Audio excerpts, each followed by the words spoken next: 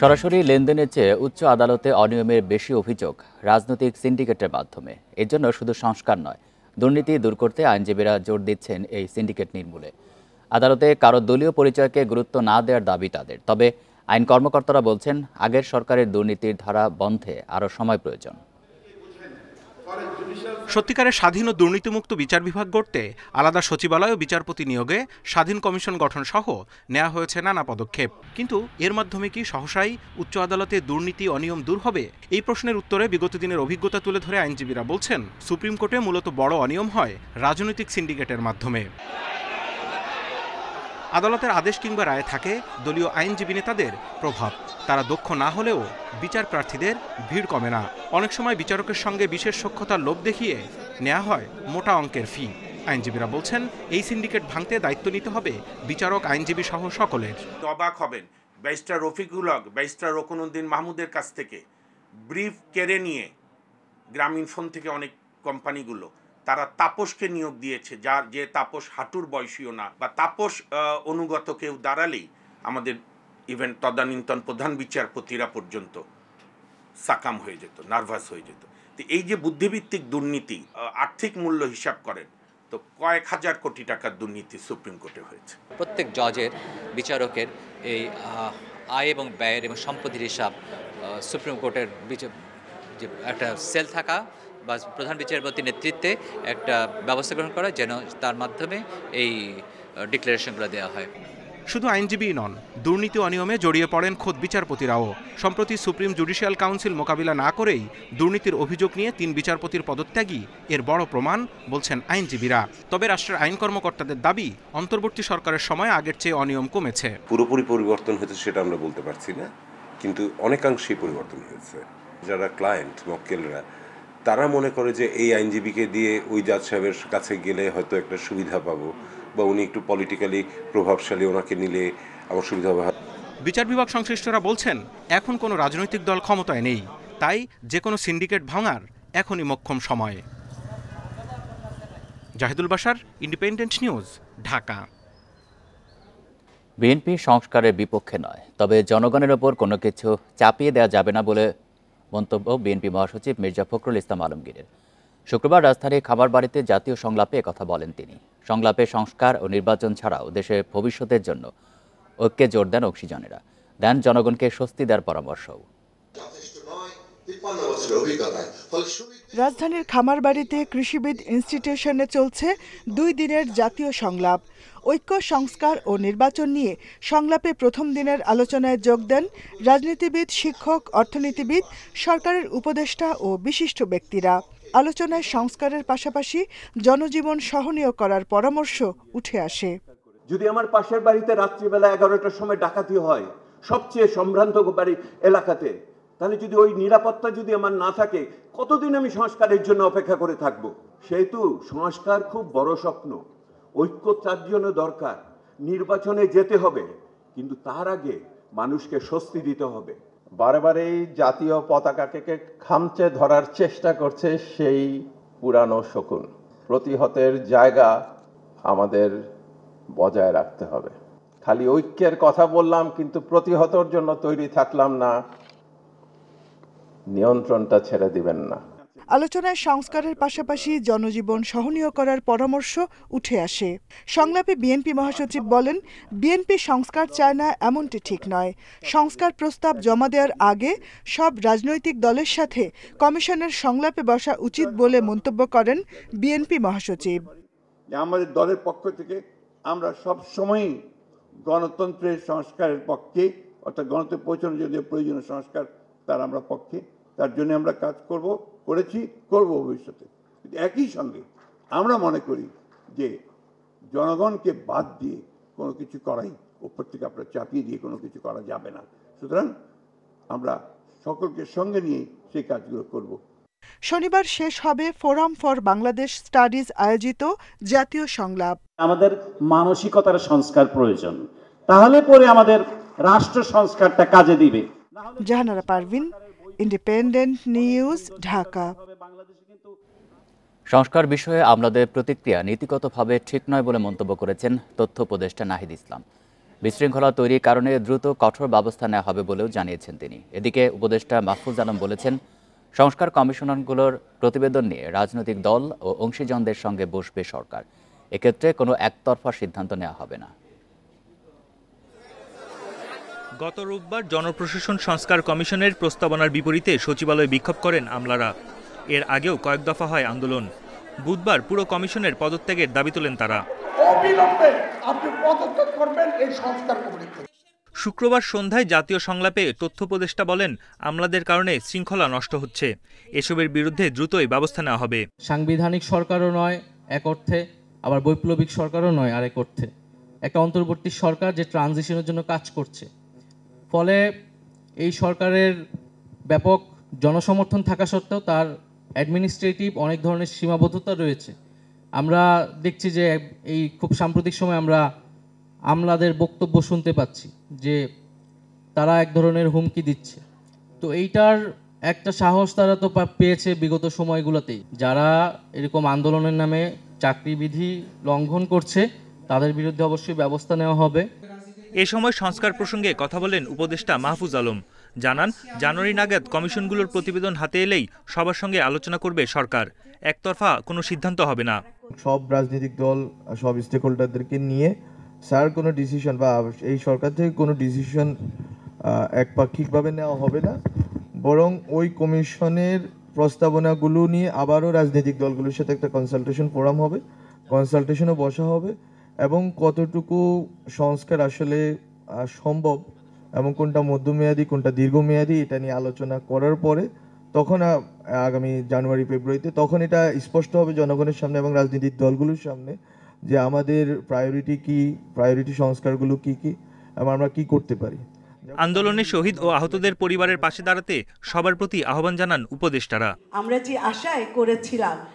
বন Ibne Kamal, Independent news, Dhaka. BNP chairperson Begum Khaleda জিয়ার আগামী নির্বাচনে অংশ নিতে কোনো আইনি বাধা নেই বলে জানিয়েছেন অ্যাটর্নি জেনারেল মোহাম্মদ আসাদুজ্জামান। দণ্ডপ্রাপ্ত হলে শেখ হাসিনা সহ আওয়ামী লীগের নেতারা নির্বাচনে অংশ নিতে পারবেন না বলেও জানান তিনি। শুক্রবার সকালে রাজধানীর এফডিসিতে ডিবেট ফর ডেমোক্রেসি আয়োজিত ছায়া সংসদ অনুষ্ঠানে এসব কথা জানান অ্যাটর্নি জেনারেল। বলেন, ভোটাররা নির্বিঘ্নে পছন্দমতো প্রার্থীকে ভোট দিতে পারলেই হবে অন্তর্ভুক্তিমূলক নির্বাচন। সেখানে আওয়ামী লীগের অংশ নেওয়া বা না নেওয়া মুখ্য নয়। অ্যাটর্নি জেনারেল বলেন, যারা নির্বাচন ব্যবস্থাকে ধ্বংস করেছিল, সংবিধান কেটে ছিঁড়ে মানুষের অধিকার হরণ করেছে, তাদের ইতিহাসের খলনায়ক হিসেবে চিহ্নিত হয়েছে। অনুষ্ঠানে ইস্টার্ন ইউনিভার্সিটির বিতার্কিকরা বিজয়ী হয়। প্রতিযোগিতা শেষে অংশগ্রহণকারী দলকে ট্রফি, ক্রেস্ট ও সনদপত্র প্রদান করা হয়। আওয়ামী লীগ আগামী নির্বাচনে অংশগ্রহণ করবেন কি করবেন না সেটা আওয়ামী লীগের ব্যাপার। আওয়ামী লীগ বাংলাদেশের মানুষের দৃষ্টিতে, পৃথিবীর ইতিহাসে, পৃথিবীর মানুষের সামনে একটি স্বৈরাচারী রাজনৈতিক দল হিসেবে ইতিমধ্যে আবির্ভূত হয়েছে। ক্ষমতায় যাওয়া জামাতে ইসলামের উদ্দেশ্য নয়, বরং সুশাসন প্রতিষ্ঠায় তাদের লক্ষ্য বলে জানিয়েছেন দলটির আমির ডাক্তার শফিকুর রহমান। শুক্রবার দুপুরে যশোর ঈদগাহ ময়দানে কর্মী সম্মেলনে একথা জানান তিনি। শফিকুর রহমান বলেন, আওয়ামী লীগ দেশকে উন্নয়নের মহাসড়কে উঠিয়েছিল দাবি করলেও এখন হাহাকার চলছে। তাদের লুটপাটের কারণে ব্যবসা বাণিজ্য সব বন্ধ হয়ে গেছে। স্বৈরাচার চলে গেলেও দেশ এখনও চাঁদাবাজ ও দখলদার মুক্ত হয়নি। দেশের সুশাসন প্রতিষ্ঠায় জনগণের সমর্থনও চেয়েছেন জামাতে ইসলামীর আমির। বলেছেন, তার দল ধনী গরিবের বৈষম্য দেখতে চায় না।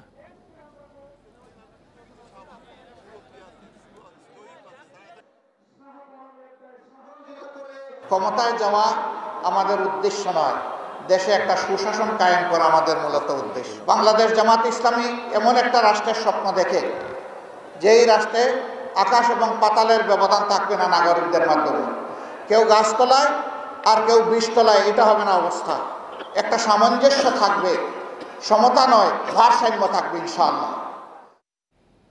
কৌশলগত অংশীদার নয়, বন্ধু হিসেবে চীনের সাথে কাজ করতে আগ্রহী বাংলাদেশ, এমন মন্তব্য করেছেন পররাষ্ট্র উপদেষ্টা তৌহিদ হোসেন। শুক্রবার নর্থ সাউথ বিশ্ববিদ্যালয়ে আয়োজিত আন্তর্জাতিক সেমিনারের উদ্বোধনী অনুষ্ঠানে এই মন্তব্য করেন তিনি। চীন দক্ষিণ এশিয়ার সভ্যতা এবং কানেক্টিভিটি, ইতিহাস ও সমসাময়িক বিষয় নামের 2 দিনব্যাপী এই সেমিনার আয়োজিত হয়েছে। উপদেষ্টা আরও বলেন, শান্তি, সমৃদ্ধি ও উন্নয়নের লক্ষ্যে একযোগে কাজ করতে আগ্রহী 2 দেশ। বৈশ্বিক চ্যালেঞ্জের যুগে বাংলাদেশ ও চীন অর্থনৈতিক প্রবৃদ্ধি, দারিদ্র্য হ্রাস এবং সাংস্কৃতিক বিনিময় বৃদ্ধিতেও কাজ করবে বলে জানান তিনি। এ সময় চীনের রাষ্ট্রদূত ইয়া ওয়েন বলেন, বাংলাদেশ সহ দক্ষিণ এশিয়ার সাথে সম্পর্ক বাড়াতে আগ্রহী চীন।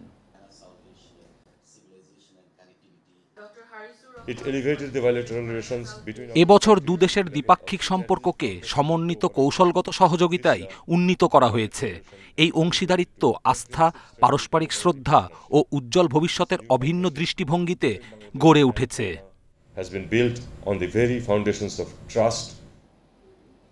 কর্মকর্তা কর্মচারী ছাড়া সচিবালয়ে প্রবেশের জন্য স্থায়ী অস্থায়ী পাস বাতিল করা হয়েছে। ঢুকতে পারবেন না সাংবাদিকেরাও। শুক্রবার স্বরাষ্ট্র মন্ত্রণালয়ের বিজ্ঞপ্তিতে এই তথ্য জানানো হয়েছে। এতে বলা হয়, নিরাপত্তার স্বার্থে এই সিদ্ধান্ত নিয়েছে সরকার। সাংবাদিকদের জন্য ইস্যু করা অ্যাক্রেডিটেশন কার্ড পরবর্তী নির্দেশ না দেওয়া পর্যন্ত বাতিল করা হয়েছে। তবে 15 দিনের মধ্যে পুলিশের বিশেষ সেলের মাধ্যমে অস্থায়ী প্রবেশ পাসের জন্য আবেদন করা যাবে। আগুন পরবর্তী সময়ে নিরাপত্তা বিঘ্নিত হওয়ায় এই আদেশ জারি করা হয়েছে বলেও উল্লেখ করা হয় বিজ্ঞপ্তিতে।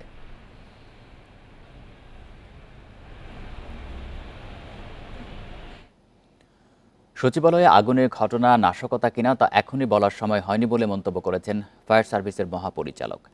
দুর্ঘটনার কারণ খুঁজতে শুক্রবার সকালে ঘটনাস্থল পরিদর্শন করে উচ্চ পর্যায়ের তদন্ত দল। তবে বিশেষজ্ঞরা বলছেন, প্রাথমিক তথ্য উপাত্ত নাশকতার দিকে ইঙ্গিত করছে। বুধবার গভীর রাতে সচিবালয়ের 7 নম্বর ভবনের 3টি আলাদা জায়গায় আগুন লাগে। যা নিয়ে আলোচনা চলছে এটি দুর্ঘটনা নাকি নাশকতা। নানা প্রশ্নের উত্তর খুঁজতে শুক্রবার সকালে কাজ শুরু করে স্বরাষ্ট্র মন্ত্রণালয়ের সিনিয়র সচিবের নেতৃত্বে 8 সদস্যের উচ্চ পর্যায়ের তদন্ত দল। সচিবালয়ে দুর্ঘটনাস্থল পরিদর্শন করেন তারা। সংগ্রহ করা হয় আলামত। প্রথম দিনের তদন্ত শেষে কমিটির সদস্য ফায়ার সার্ভিসের মহাপরিচালক জানান, আগুন দুর্ঘটনা নাকি নাশকতা তা তদন্ত শেষ না হওয়া পর্যন্ত বলা যাবে না। আমাদের আজকে বসেছিলাম এইটাই, এর বেশি কিছু বলার নাই। তদন্ত শেষ হলে আপনারা বাকিটা হয়তো জানানো যাবে, বাট এখন তদন্তের কাজ চলছে। কি মনে হচ্ছে আপনাদের? তবে দুর্ঘটনার ধরন নাশকতাকেই ইঙ্গিত করে বলে মত বিশেষজ্ঞদের। একই সাথে উচ্চ পর্যায়ের তদন্ত কমিটির মান নিয়েও প্রশ্ন তোলেন তারা। যেহেতু এটা 25 তারিখ, এটা ছিল আপনার হলো ছুটির দিন ছিল, এখানে কিন্তু কোনো লোকজন ছিল না, তো কোশ্চেন ডাজ নট রেইজ। এখানে কিন্তু ওভারলোডও ইলেকট্রিক্যাল ছিল না। আর ফায়ার হ্যাপেন্ড মিডনাইটে 1:50-এর দিকে, তো এখানেও কিন্তু ওই সম্পর্কটা নাই, শর্ট সার্কিট বা আপনার অন্য কিছু তেমন একটা সম্ভাবনা নাই। 3 দিনের মধ্যে তদন্ত কমিটির প্রাথমিক প্রতিবেদন দেওয়ার কথা।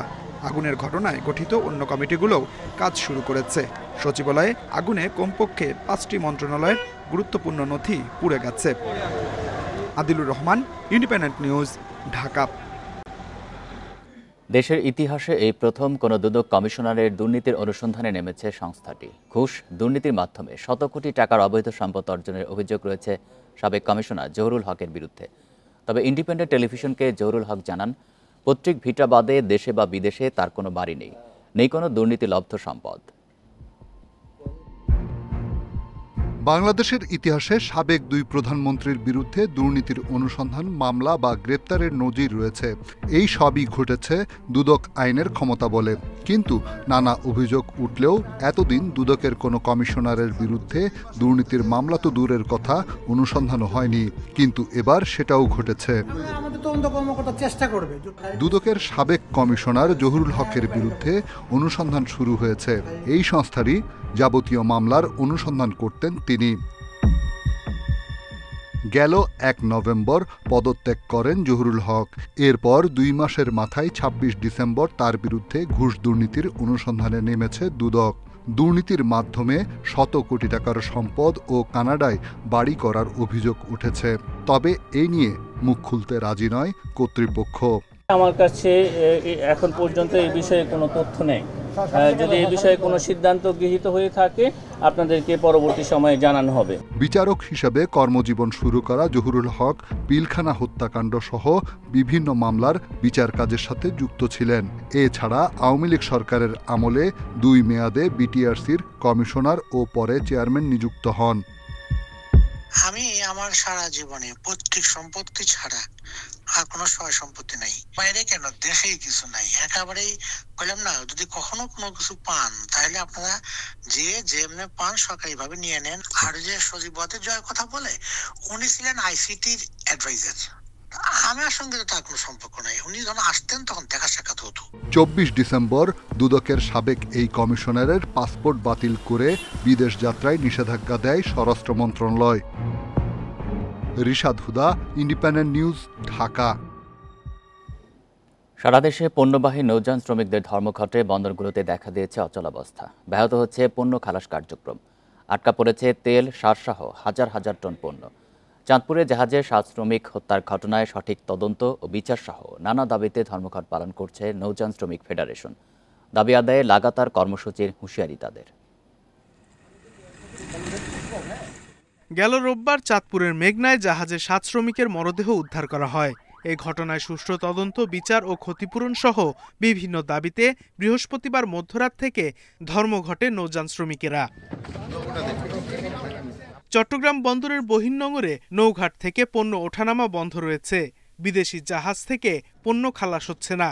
এতে সারা দেশে চাল, ডাল, গম, তেল সহ সব ধরনের পণ্য পরিবহন বন্ধ হয়ে গেছে। দাবি আদায় না হওয়া পর্যন্ত কর্মবিরতি চালিয়ে যাওয়ার ঘোষণা শ্রমিকদের। আজ রাত 12টা আমরা ধর্মঘট পালন করতেছি। আল বাকেরা 7 জন নাবিককে গলা কেটে হত্যা করেছে। আমাদের একটাই দাবি, সেটা হচ্ছে সুস্থ তদন্ত করে খুনিদের আইনের আওতায় এনে ফাঁসিতে ঝুলানো হোক। আমরা দীর্ঘদিন নিরাপত্তাহীন ভুগতেছি। 3 বছর যাবৎ অতিরিক্ত বেড়ে গেছে, কিন্তু আইনের শাসনটা আমাদের এই নৌ সেক্টরে কিন্তু প্রতিষ্ঠিত নাই। আইনের শাসন প্রতিষ্ঠা না থাকার কারণে প্রতিনিয়ত আমরা হামলার এবং চাঁদাবাজির বিভিন্ন রকমের সমস্যা জর্জরিত হয়ে পড়ে আছি। চাঁদপুর নৌবন্দর থেকে কোনো পণ্যবাহী জাহাজ লোড আনলোড হয়নি। এতে প্রায় 500 লাইটারেজ ও কার্গো জাহাজে পণ্য আটকা পড়ে আছে। আমরা যে জাহাজ নিয়ে চলাফেরা করতেছি, আমাদের জাহাজের কোনো নিরাপত্তা নাই। খুলনার মংলা ও নোয়াপাড়ায় শতাধিক লাইটার জাহাজ নোঙর করে আছে। একই পরিস্থিতি পায়রা বন্দরেও। যারা হত্যা করেছে তাদেরকে অ্যারেস্ট না করা হবে তত সময় পর্যন্ত আমরা এই কর্মবিরতি পালন করব। সিরাজগঞ্জের শাহজাদপুর নৌবন্দরে কর্মবিরতির প্রভাবে শতাধিক জাহাজে আটকে আছে প্রায় 5000 টন জ্বালানি তেল, বালু, সারসহ বিভিন্ন পণ্য। বাংলাদেশে খালি ওই জায়গা নাই, সমস্ত জায়গায় নদী বন্দরে প্রায় জায়গায় ডাকাতি, চুরি ডাকাতি হয়। নারায়ণগঞ্জেও কর্মবিরতির কারণে স্থবির বন্দরের কার্যক্রম। সারা দেশে 10,000 পণ্যবাহী জাহাজে প্রায় লক্ষাধিক শ্রমিক কাজ করেন। Sadekur Rahman Siddiqui, Independent News. এ নিয়ে আরও জানাতে চট্টগ্রাম ও লক্ষ্মীপুর থেকে যুক্ত হচ্ছেন সহকর্মীরা। শুরুতেই চট্টগ্রাম থেকে যুক্ত হচ্ছেন সহকর্মী আব্দুল্লাহ রাকিব। রাকিব, বিদেশি জাহাজ থেকেও তো পণ্য খালাস করা হচ্ছে না, কয়টি বিদেশি জাহাজ সেখানে রয়েছে আর বন্দর কর্তৃপক্ষ কি বলছে?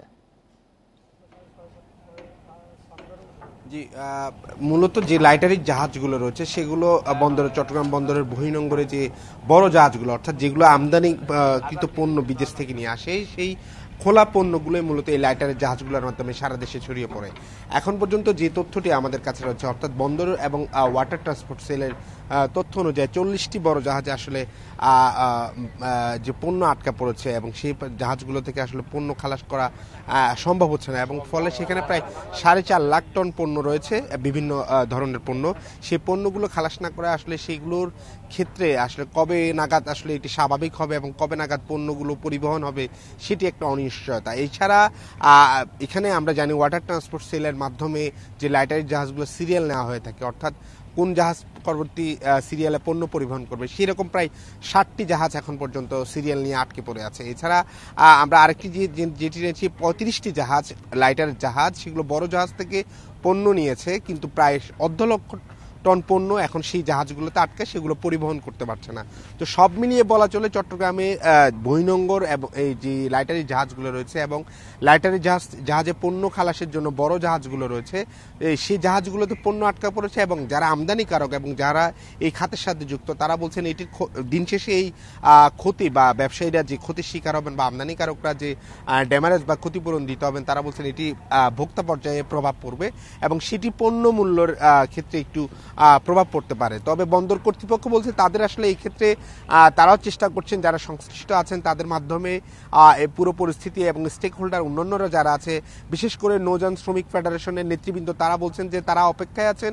তারা যে দাবিতে আসলে তার কর্মবিরতি শুরু করেছেন, তাদের নৌপথে নিরাপত্তা এবং সুরক্ষা নিশ্চিত করার দাবি, সেই বিষয়টি তারা এখনো পর্যন্ত কোনো মহল থেকে শুরু হওয়া বা তারা কোনো আশ্বাস পাননি। এবং তারা বলছেন গতকাল নৌ পরিবহন অধিদপ্তর থেকে বলা হয়েছিল যে তাদের সাথে রোববার একটি বৈঠক করার কথা, কিন্তু সেটি তারা এখন পর্যন্ত তার সে ধরনের আলোচনার কোনো প্রস্তাব পাননি। এবং তারা বলছেন সে ধরনের যদি কোনো প্রস্তাব পান সেক্ষেত্রে তারা হয়তো আলোচনায় বসে পরবর্তীতে কর্মবিরতির বিষয়ে সিদ্ধান্ত নেবে। তো এখন পর্যন্ত চট্টগ্রামের যে পরিস্থিতি আমরা দেখছি, প্রত্যেকটি ঘাটে বা বহির্নোঙরে লাইটারের জাহাজগুলো অলস বসে আছে, কোনো ধরনের পণ্য কার্যক্রম বা অন্য ধরনের কোনো কার্যক্রমে তারা যুক্ত নেই। রাকিব, আপনি থাকবেন আমাদের সাথে। আমরা এবার লক্ষ্মীপুরের পরিস্থিতি জানবো। সেখান থেকে আছেন সহকর্মী আব্বাস হোসেন। আব্বাস, এই ধর্মঘটের প্রভাব লক্ষ্মীপুরে কতটা পড়েছে জানাবেন। শ্রমিক ফেডারেশনের নেতৃবৃন্দ কি বলছেন এ বিষয়ে?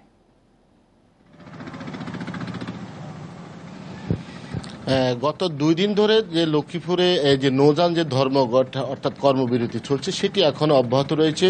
আর এর প্রভাবে কিন্তু আমরা দেখেছি প্রভাব পড়েছে, অর্থাৎ ঘাটে আমরা আজকে সকাল থেকে এসেছি এবং সেখানে দেখেছি অনেক লাইটারের জাহাজ, সেগুলো কিন্তু ঘাটে নঙ্গর করে অবস্থান করছে। যদি আমি একটু দেখাতে চাই, আমি এখন যেখানে রয়েছে একটি লক্ষ্মীপুর যে মধুচৌধুরী ঘাট, এই ঘাটে প্রায় শতাধিকের উপরে কিন্তু বিভিন্ন পণ্যবাহী কার্গো জাহাজ সেটি কিন্তু তারা নঙ্গর করে অবস্থান করছে। অর্থাৎ এখন পর্যন্ত যে খালাস করার ব্যাপার সেটি কিন্তু এখন পর্যন্ত করা হচ্ছে না। এখানকার যে শ্রমিকরা রয়েছে তাদের দাবি যে চাঁদপুরের যেই শ্রমিক 7 শ্রমিক খুনের যে ঘটনা ঘটেছে সেখানে সুস্থ তদন্ত, রহস্য উদ্ঘাটন এবং বিচার নিশ্চিত করতে হবে। পাশাপাশি তারা যে ক্ষতিপূরণ দাবি করেছে 20 লাখ, সেটি নিশ্চিত করলে মূলত তাদের যে দাবি দাবাগুলো যদি বাস্তবায়ন হয় তাহলে তারা কেবল সেখানে যে আন্দোলন সেটি তারা প্রত্যাহার করবেন বা তারা কাজে ফিরবেন এমনটি বলছেন। আর যতক্ষণ পর্যন্ত তাদের এই দাবিগুলো বাস্তবায়ন না হবে ততক্ষণ পর্যন্ত তারা তাদের আন্দোলন সেটি তারা চালিয়ে যাবেন, অর্থাৎ তারা কাজে যোগ দিবেন না, এমনটি অনেক শ্রমিকের সাথে আমরা কথা বলে তারা জানিয়েছেন। যা ফেডারেশন যে নেতারা বলছেন, তারা বলছেন প্রতি বছরে তাদের যে বিভিন্ন দাবি দাবা নিয়ে তারা যখন আন্দোলনে নামেন তখন বিভিন্ন ধরনের সরকারের পক্ষ থেকে ঘোষণা দেওয়া হয় যে দাবিগুলো বাস্তবায়ন করবে, কিন্তু সেই বাস্তবায়ন বা আলোর মুখ কখনো দেখেনি। তো তারা বলছেন এবারে যদি এগুলা বাস্তবায়ন না হয় তাহলে তারা দীর্ঘমেয়াদী যে কর্মসূচি বা যে আন্দোলন সেটি তারা চালিয়ে যাবেন। এর বাইরে আমরা দেখছি লক্ষ্মীপুরের রামগতির যে চরগাজারিয়া রয়েছে, অর্থাৎ সেখানে কিন্তু বড় বড় যে জাহাজগুলো আছে সেগুলো অবস্থান করছে। সেখানে সিমেন্ট রয়েছে, সার রয়েছে, চাল রয়েছে, গম রয়েছে বা অন্যান্য যে পণ্যগুলো রয়েছে, কয়লা, সে পণ্যগুলো রয়েছে প্রত্যেকটি জাহাজে বা যে কার্গোতে রয়েছে সেখানে। বিশেষ করে যে যেখানে আমরা রয়েছে এখানে বালুবাহী যে কার্গোগুলো রয়েছে সেগুলো কিন্তু এখন পর্যন্ত খালাস করতে পারছে না বা খালাস হচ্ছে না। এতে করে একদিকে যেমন প্রভাব পড়ছে নিত্যপণ্য দাম সেগুলো বাড়ছে, আর মালিকরা বলছে তারা লোকসানের মুখে পড়ছে, শ্রমিকরা বলছে তারা কিন্তু বাধ্য হয়ে তারা কর্মসূচি যেতে হচ্ছে।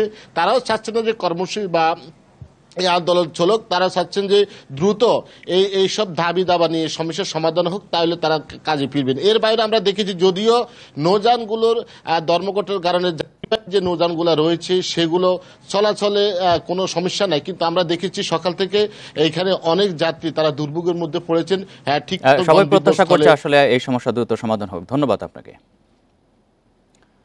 চাঁদপুরের হাইমচরে এমভি আল বাখেরা জাহাজে নিহত হয়েছিলেন মাগুরার মোহাম্মদপুর উপজেলার পলাশবাড়িয়া গ্রামে সজিবুল ইসলাম। এই মৃত্যুর 5 দিনের মাথায় ছেলের শোকে মারা গেলেন তার বাবাও। 1 সপ্তাহের মধ্যে বাবা ছেলের মৃত্যুতে পরিবারের শোকের মাতম চলছে। স্বজনেরা জানিয়েছেন বৃহস্পতিবার সন্ধ্যায় সজিবুলের বাবা দাউদ মোল্লা গুরুতর অসুস্থ হয়ে পড়লে তাকে ফরিদপুর মেডিকেলে নেওয়া হয়। সেখানে রাত 12টার দিকে মারা যান তিনি। গেল 24 ডিসেম্বর চাঁদপুরের হাইমচরে জাহাজে 7 জনকে হত্যা করা হয়। তাদের একজন ছিলেন সজিবুল, চাকরি করতে জাহাজটির ব্রিজার পদে।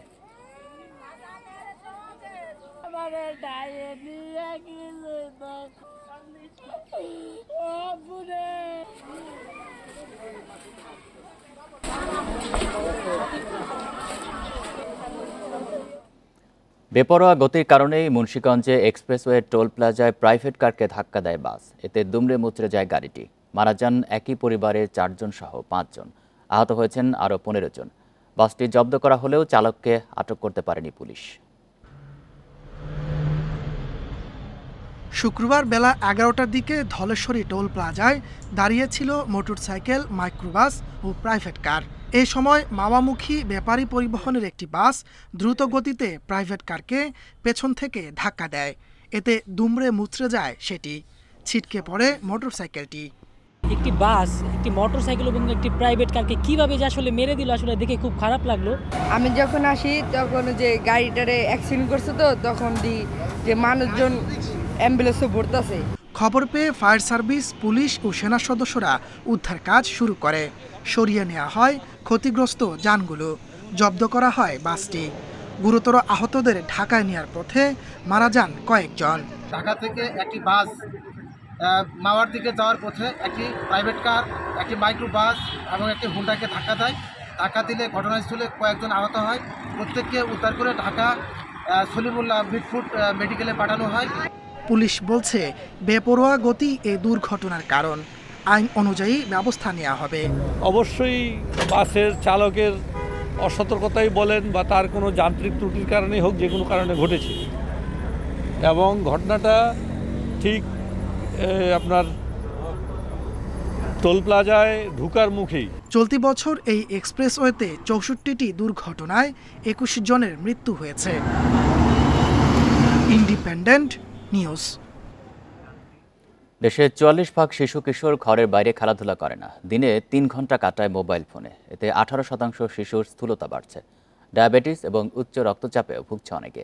এমন বাস্তবতা শৈশবেই খাদ্যাভ্যাস ও জীবনযাপন নিয়ে সচেতন করার উদ্যোগ নিয়েছে ডায়াবেটিক সমিতি। শিশু কিশোরদের উপর অসংক্রামক রোগের প্রভাব জানতে গবেষণা করেছে ডায়াবেটিক সমিতি। গ্রাম ও শহরের 15 থেকে 19 বছরের 1300 কিশোরের উপর চলে গবেষণা। এতে দেখা যায় শিশু কিশোরদের 18 ভাগেরই উচ্চতার তুলনায় ওজন বেশি। এছাড়া 11 ভাগের রক্তচাপ বেশি এবং 4 ভাগের রয়েছে ডায়াবেটিস। সচেতনতা বাড়াতে স্মার্ট কিডস অ্যান্ড স্কুল কর্মসূচি নিয়েছে ডায়াবেটিক সমিতি, স্বাস্থ্য বিভাগ ও জাইকা। এদের সঙ্গে কাজ করছে আরও 15টি উন্নয়ন সহযোগী সংস্থা। স্বাস্থ্যকর খাবার ও জীবনযাপন নিয়ে বার্তা দেয়া হচ্ছে শিশু কিশোরদের। এসব তথ্য পরিবারকে জানাবে তারা। যদি জাঙ্ক ফুড খাই অনেক, তাহলে আমরা মোটাও হইতে পারি, অসুস্থও হইতে পারি। যদি আমরা অনেক হেলদি ফুড খাই, আমরা অসুস্থ হব না, আর হয়েছে আমরা অনেক শক্তি পাবো। ওইটা আমি শিখেছি। হেলদি ফুড খাইতে, তারপর ফিজিক্যাল অ্যাক্টিভিটি করতে, নাহলে 6 to 8 hours অফ স্লিপ লাগবে, নাহলে আমরা অনেক ফ্যাট আর অবেসিটি হয়ে যাবে। এক্সট্রা সল্ট খাই, তারপর সুগার খাই, এগুলো আমাদের উচিত নয়। আমরা এগুলো থেকে চেষ্টা করব বিরত থাকা। ফিজিক্যাল অ্যাক্টিভিটি, হাঁটা চলা, এটা সবসময় ফিজিক্যাল অ্যাক্টিভিটি করা উচিত, এটাও শেখানো হচ্ছে। ডায়াবেটিক সমিতি বলছে অসংক্রামক রোগের মহামারী ঠেকাতে শৈশব থেকেই সচেতন করতে চায় তারা।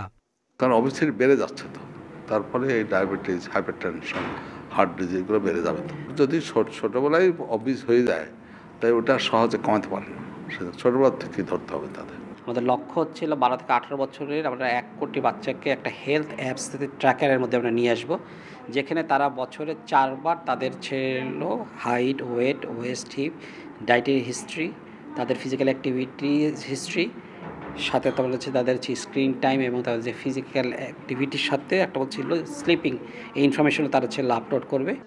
কর্মসূচির লক্ষ্য আগামী 1 বছরের মধ্যে 1 কোটি শিশু কিশোরকে সচেতন করা। Hasan Misbah, independent news, Dhaka. রাজধানীর কারওয়ান বাজার সংলগ্ন পান্থকুঞ্জ পার্ক রক্ষার দাবিতে নাগরিক সমাবেশ করেছেন পরিবেশ আন্দোলনের কর্মীরা। শুক্রবার পার্কের ভেতরে এই সমাবেশ হয়। পান্থকুঞ্জ প্রভাতী সংঘ এবং বাংলাদেশ গাছ রক্ষা আন্দোলন এই সমাবেশের আয়োজন করে। পান্থকুঞ্জ পার্ক ও হাতিঝিলে এলিভেটেড এক্সপ্রেসওয়ে নির্মাণের কাজ চলছে। কেটে ফেলা হয়েছে বেশ কিছু গাছ। বক্তারা বলেন, আইনের তোয়াক্কা না করে এবং পরিবেশের কথা না ভেবে অপরিকল্পিত উন্নয়ন চলছে। এসব বন্ধের দাবিতে 15 দিন ধরে পার্কটিতে আন্দোলন করছেন পরিবেশবাদীরা।